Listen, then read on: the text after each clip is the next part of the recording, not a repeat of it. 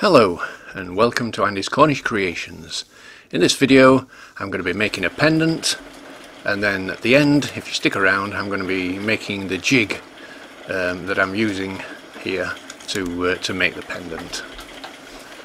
And it's for a friend of mine, Ed, who requested that I show him how to make the jig. Here I'm putting some double-sided tape on the face of the jig, just cutting it down, and then I'll be mounting the thin piece of timber onto it.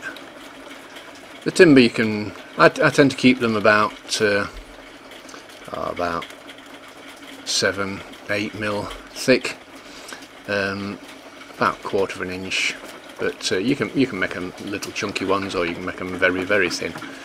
And the diameter I tend to make about 2.5 inches, something like that. But they do vary, and this jig does accommodate different sizes of pendants, so it's quite useful.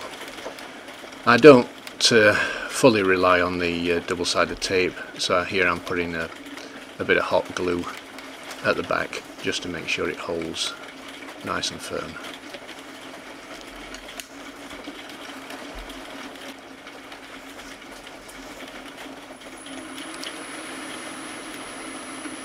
Here I've got the speed at about 1000. I'm using my 3/8 inch spindle gouge, and all I'm doing on this part is flattening the one face of the project.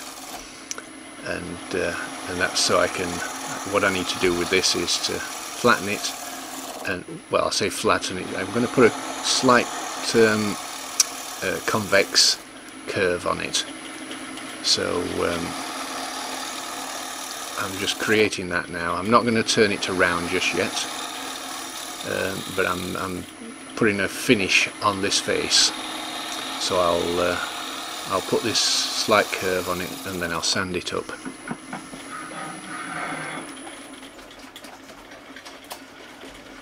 And there you see, you just got a little, not too much, but a little bit of a curve.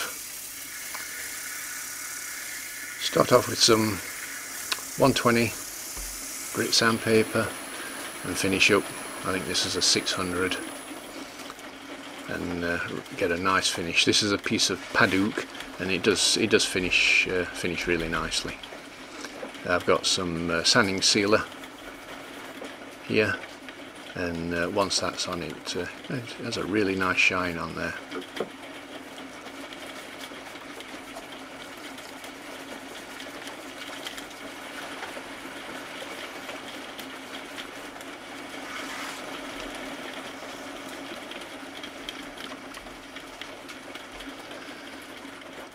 Right, I'm taking the piece off.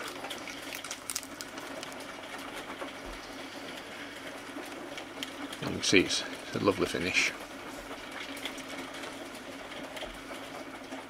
I can reuse the tape, and I've got a hole in the centre, a mark in the centre, so that I can relocate it the opposite way around with the finished face, which will be eventually the back going up against the jig. And now I'm putting a little bit more hot glue on, because now I'll be turning it to round as well. So when that's set, get the speed up to about 1000 again, and I'll just turn it to round.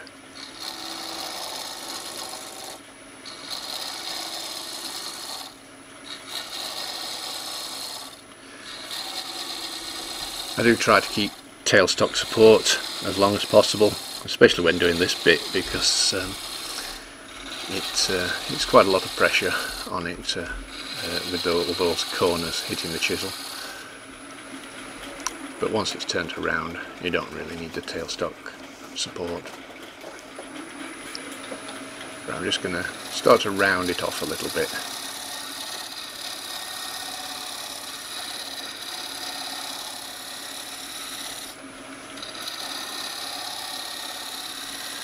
Unfortunately the tailstock did put a little dent in the middle, and what I need to do is to get a revolving centre that I could put up against the piece, that wouldn't put a point into the wood, because it does show at the end, and I really ought to have turned it away, but you can just see it at the end. But it's only a demo anyway. It's not. I won't be selling it or giving it to anybody.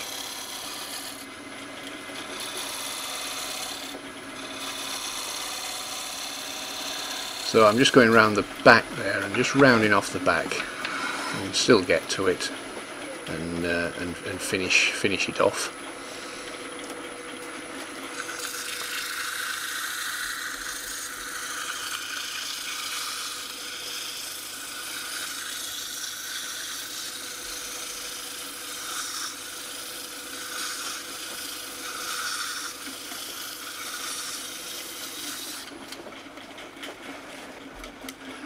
Now the tailstock away, I can finish the face off. As I say, I ought to have gone a little bit deeper here just to take that little point away, but I didn't, so there you go. And again, I'll just put a little convex curve on it, and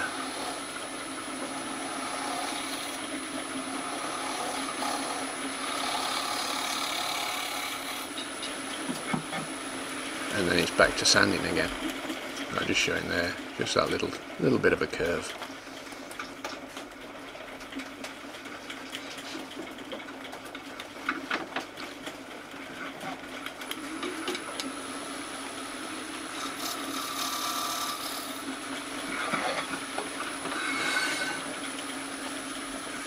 Back to 120 grit sandpaper.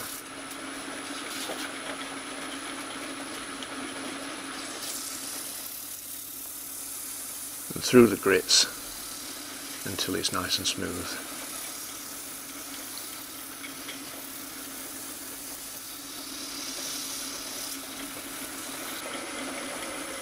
And there we are, back to the 600 grit, and it's got a really nice finish on it now. I've got some abrasive paste,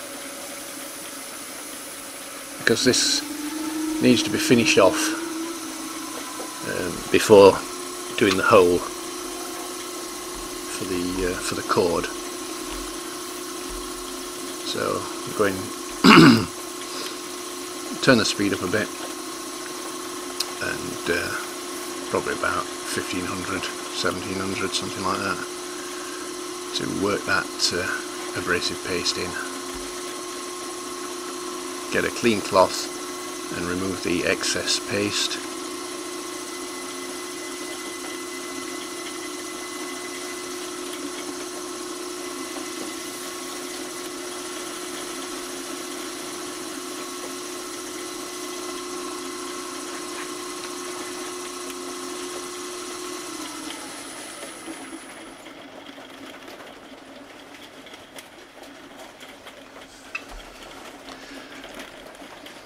So now I'm putting the offset, putting the jig onto the offset hole, and this is a hole that's 3/4 of an inch away from the centre.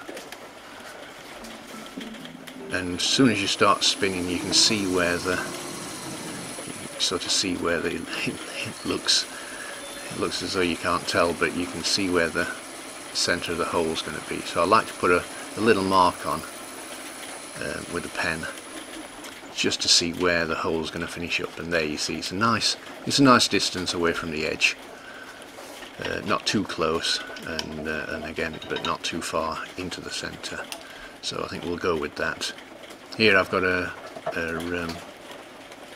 slightly smaller spindle gouge with a finer point on it, and it's quite nice to, because it's quite delicate putting this hole in, and especially since you've already finished finished off the face. You don't want to take any risks and mess up the face. So I'm being very careful just to not to get any catches or it skate across the front of the piece, which would mean sort of starting all again with the face. But so just take it slowly and nice light cuts, and I will go all the way through with this.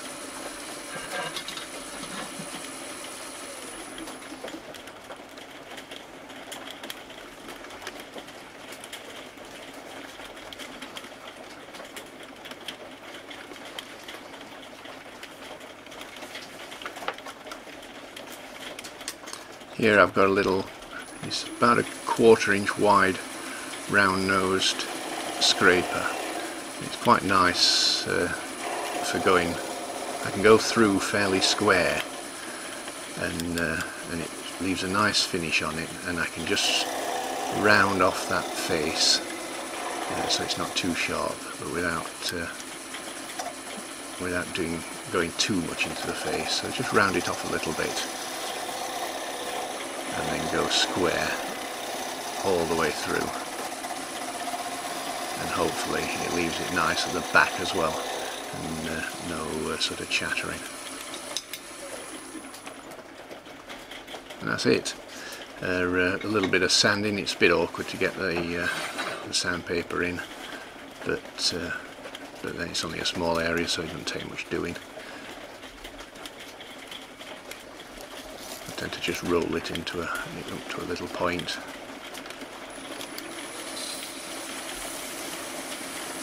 Obviously watch your fingers, because it'll still wrap your knuckles a bit if it hits you.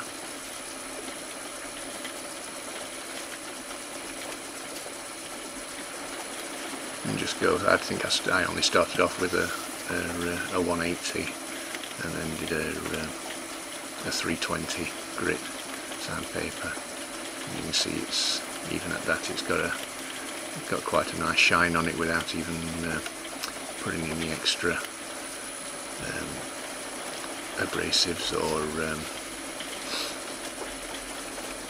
wax. So this is the abrasive paste again. And just pop it in that hole. Turn the speed up.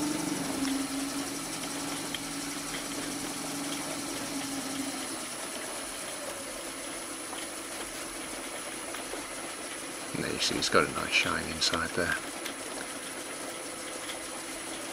Clean cloth to wipe away the excess paste.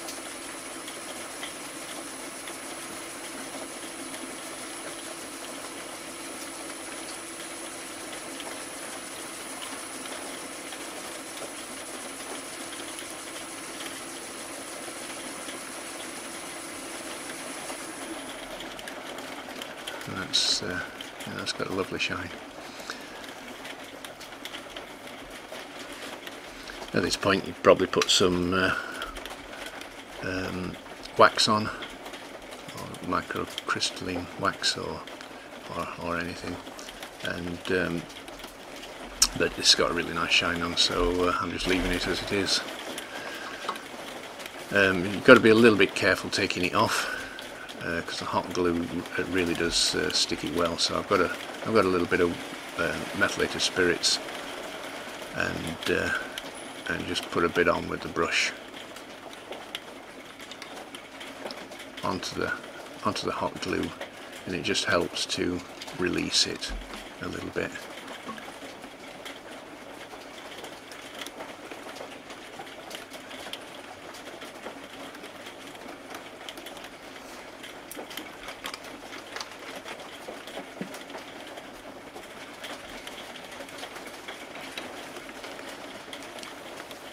And when you're prizing it off, prize it at the point where the end of the grain is, not at the side grain, because you could snap it.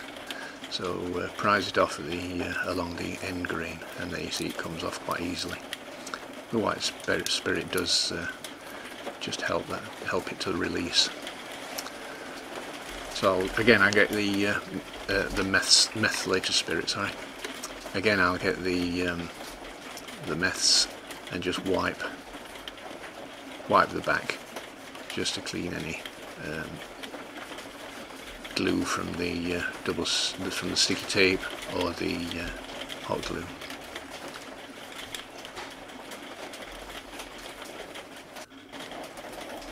And that's it, finished. All that's left is to put the cord on. This is a sort of pre-made wax cord. Looks a bit like leather.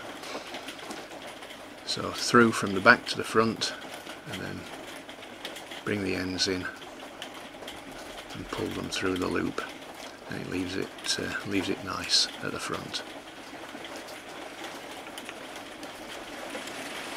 And that's it. That's the pendant finished. So stick around, and I'll show you how I make the jig for doing the pendant.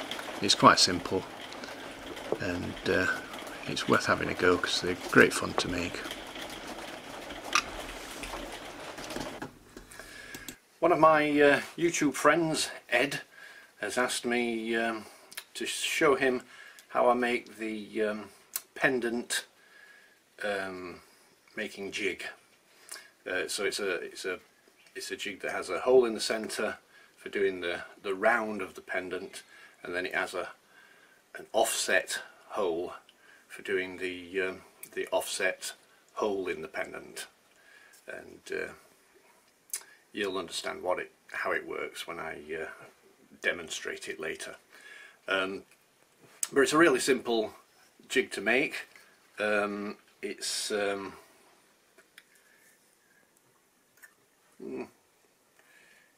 83 mil or 3 1/4 inches diameter, and sort of that way, yeah, about 2 inches.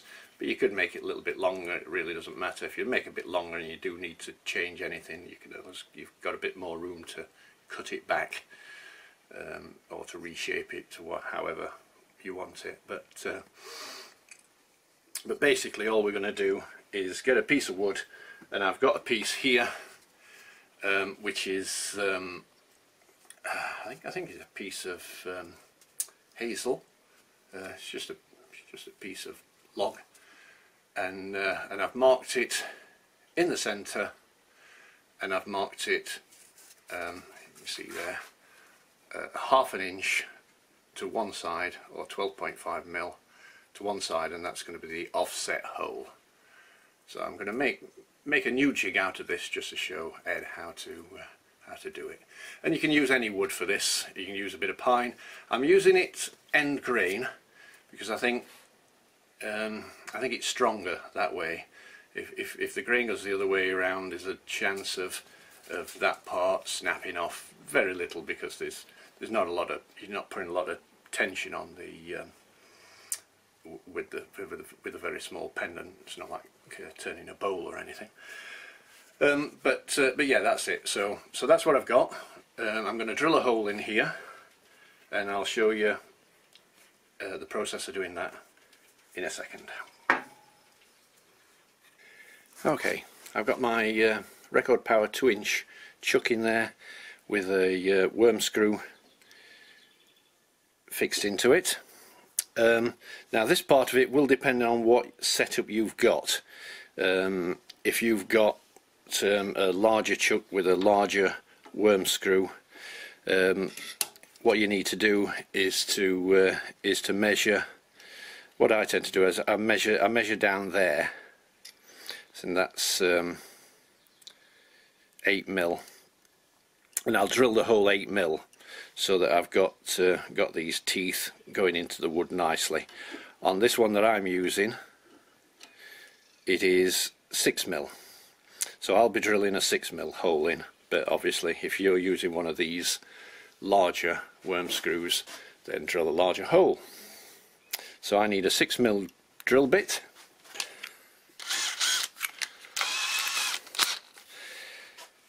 and just make sure that the hole's deep enough to take the worm screw and then drill another hole, the 1/2 inch or 12.5 mil to one side.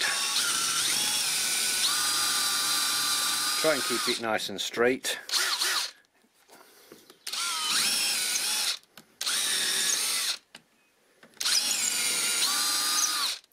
There. Right, so I'll screw it on, trying to keep it square as well. So just pull you over a little bit. There you go.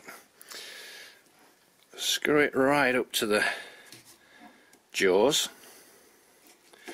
Right, unscrew it. Then screw the other hole on.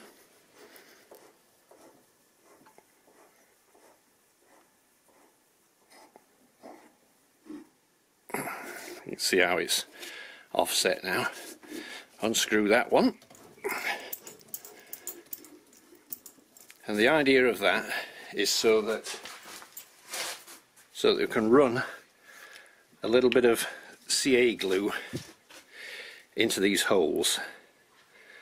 Now, what this should do is just to firm up the fibres in there. So screw it up, take it out straight away, make sure it doesn't stick. And same with the other hole.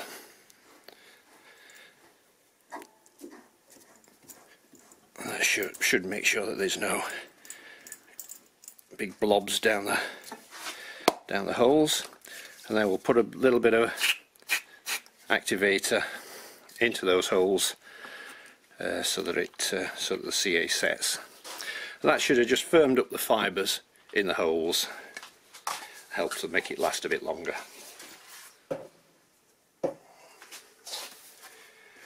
Okay, now we can back to the central one. We can pop it on.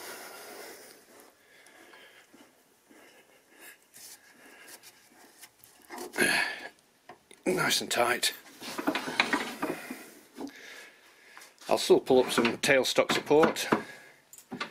It should be pretty good as it is, but if I can, I will always use tailstock support. Get the rest a little bit closer. There we go. Okay, I'm just going to turn it to round just to get the bark off and make it nice and round. And I'm using a 3/8 inch spindle gouge.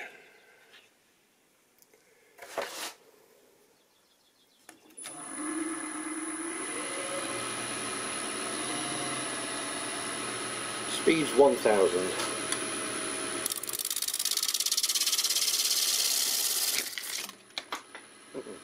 There he goes.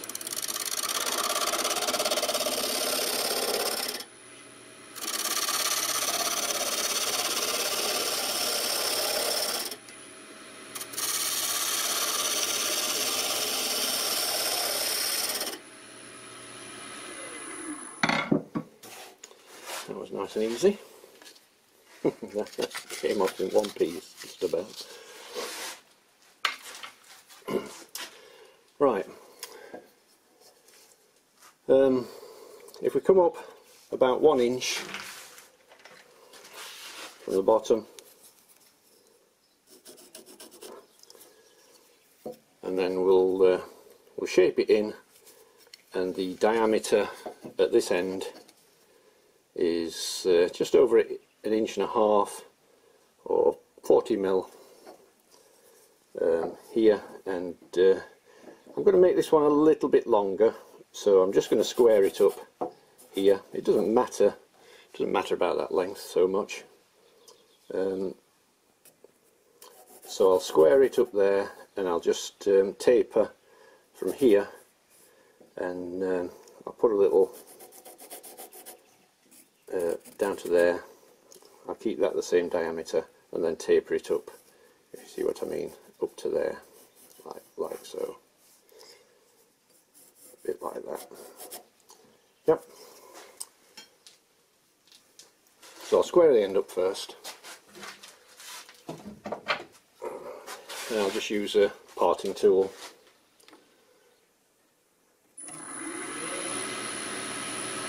Again, 1000 revs.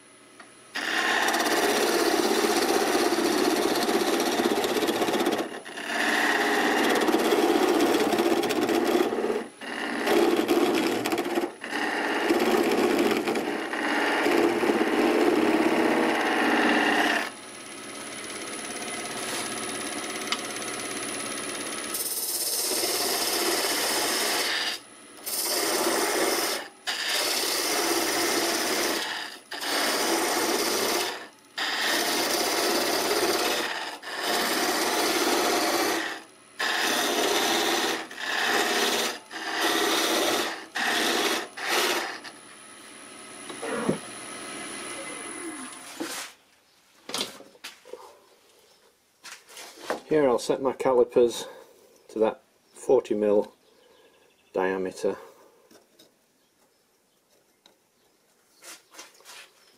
and that's what I want to turn this down to, so it's just a little bit further.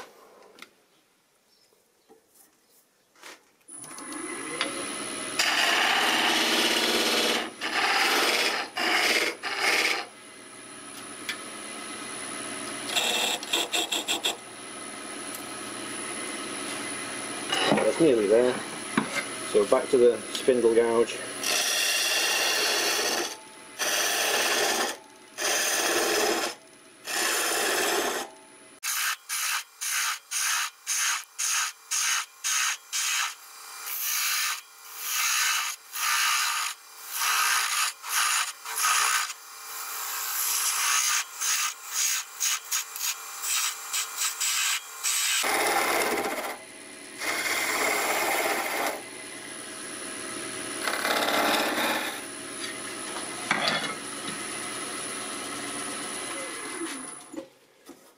Okay, that's the shape we want. We just need to square up this face.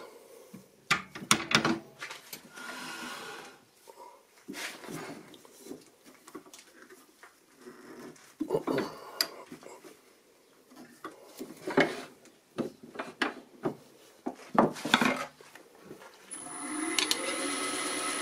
bit high.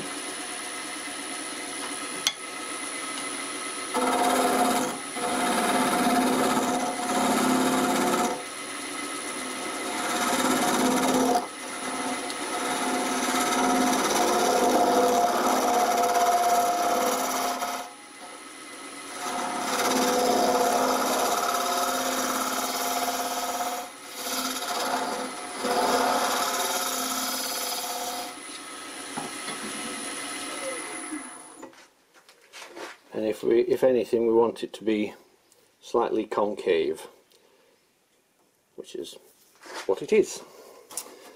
So that's basically it for the jig. So you can see I've actually added another 2 holes on this jig. You could add more, because you could finish it with 4 holes if you wanted to. What I've added, as well as the one that's 1/2 inch away from the centre, I've gone the other side and I've gone 3/4 of an inch or 17mm for a larger pendant, and then I've gone that way 5/8 of an inch or about 15mm for something in between these two. So I could add one here 1 inch away if I wanted to do a larger pendant. So you can sort of mess about with it and make it a bit more versatile for different size pendants. So you don't just have to stick to those 2 holes. And in the end, I think on this pendant I used the 3/4 inch to get it a bit closer to the edge. Well, I hope you've found this useful, Ed. Although by now it's been a while. You've probably made your own by now, but anyway. And anybody else that wants to give making pendants a go, it's a good little jig to use. Don't forget to like, subscribe, and leave a comment. And from a very wet Cornwall, this is Andy from Andy's Cornish Creations, and I'll see you on the next one. Goodbye.